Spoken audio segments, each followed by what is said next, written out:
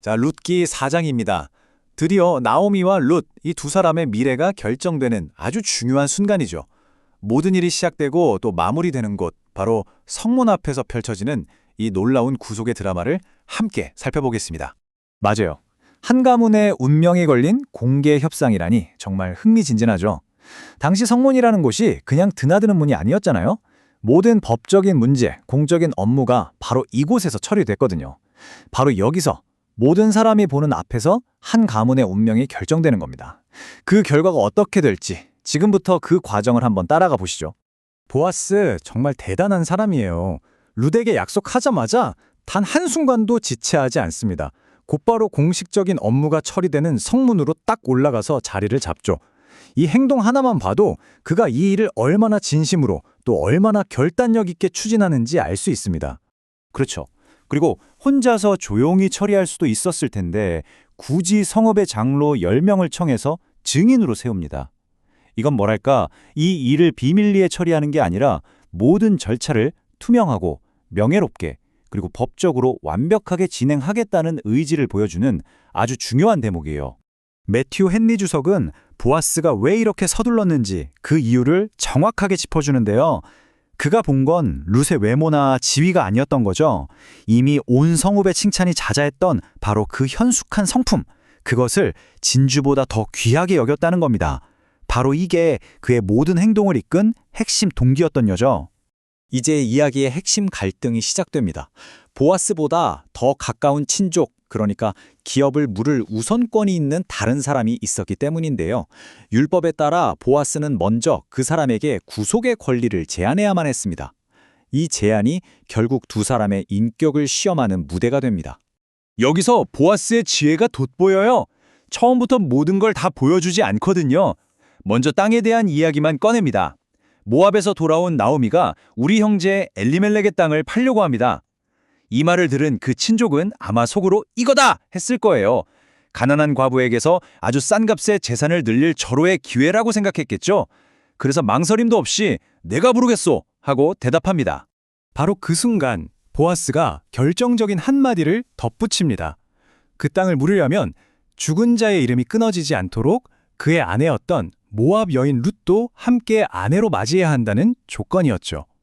땅에는 권리만 있는 게 아니라 책임도 따른다는 사실을 분명히 한 겁니다. 이 화면이 두 사람의 마음을 정말 극명하게 보여주네요. 이름 없는 그 친족은 자기 재산에 손해가 생길까 봐 두려워했지만 보아스의 목적은 오직 죽은 자의 이름을 지키고 그 가문을 다시 세우는 데 있었습니다. 한 사람은 이기심을, 다른 한 사람은 명예와 책임을 선택한 거죠. 결국 그 친족은 책임을 피하고 권리를 포기하죠. 이제 그 권리가 보아스에게로 공식적으로 넘어오는 절차가 남았는데요. 당시에는 이 거래를 법적으로 확정하기 위해 아주 독특한 고대 관습을 따랐습니다. 네, 바로 자신의 신발을 벗어서 상대방에게 주는 풍습이었어요. 이게 권리 양도를 공식적으로 확증하는 행위였던 거죠. 매튜 헨리 주석에 따르면 이건 신명기 25장 9절에서 의무를 거절했을 때 받는 수치스러운 표식과는 성격이 좀 다르다고 합니다. 여기서는 순수하게 거래를 공식적으로 확정하는 증표의 의미였던 거죠. 바로 이 장면이 이야기의 클라이맥스입니다. 그 친족은 나는 못하겠으니 당신이 직접 사시오 라고 말하면서 자신의 신을 벗어서 보아스에게 건네줍니다. 이 행동 하나로 그는 공식적으로 자신의 모든 권리를 포기하고 보아스에게 양도한 겁니다. 자, 이제 모든 법적인 권리를 갖게 된 보아스는 지체하지 않습니다.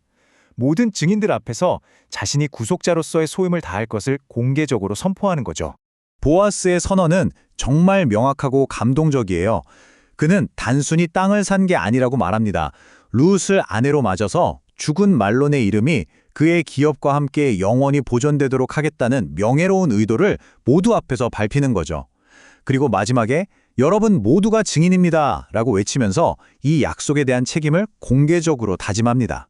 보아스의 진심이 통했던 걸까요? 성문에 있던 모든 백성과 장로들이 마치 약속이라도 한 듯 한 목소리로 화답합니다. 우리가 증인입니다. 이로써 이 모든 절차는 온 공동체의 지지와 축복 속에서 완전한 합법성과 정당성을 갖추게 된 것입니다. 정말 강력하고 의미심장한 축복의 기도네요. 맞아요. 장로들은 룻이 단순히 보아스의 아내가 되는 것을 넘어서 이스라엘 민족 전체의 기초를 세웠던 위대한 어머니 라헬과 레아처럼 되기를 축복합니다. 이방 여인이었던 룻에게 이보다 더 큰 영광과 인정은 없었을 겁니다. 이제 이 아름다운 이야기는 개인적인 차원을 넘어서게 됩니다. 이스라엘 역사 전체에 엄청난 영향을 미치는 사건으로 이어지거든요. 이야기의 시야가 한 가문에서 한 민족의 역사로 넓어지는 순간입니다. 마침내 보아스가 룻을 아내로 맞이하고 성경은 여호와께서 그에게 임신하게 하셨다고 기록합니다. 이 아이의 탄생이 하나님의 특별한 섭리와 축복이었음을 강조하는 거죠. 그 모든 고난과 눈물의 시간을 지나 마침내 찾아온 정말 큰 기쁨이었습니다. 이은 여인들의 축하도 참 인상 깊어요. 그들은 아기의 탄생을 나오미를 위한 회복으로 보았고요. 특히 너를 사랑하며 7 아들보다 귀한 네 며느리라는 이 표현, 룻의 그 깊은 사랑과 헌신이 공동체 전체에 얼마나 큰 감동을 주었는지 다시 한번 확인시켜줍니다. 이 아이의 이름은 오벳, 즉 섬기는 자라는 뜻입니다. 아마도 이 아이가 자라서 할머니 나오미를 섬기고 봉양하는 자가 될 것이라는 소망을 담아서 지어준 이름으로 보입니다.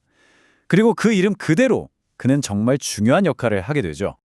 그리고 룻기의 마지막은 이 작은 마을의 한 가정에서 시작된 이야기가 어떻게 이스라엘 역사상 가장 위대한 왕 다윗에게로 이어지는지를 장엄하게 보여주면서 끝을 맺습니다.